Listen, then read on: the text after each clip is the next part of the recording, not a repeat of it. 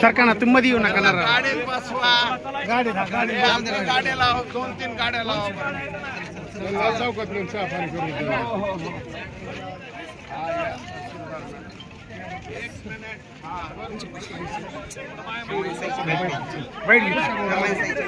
गाडी लाव ना आपलीच गाडी लाव ना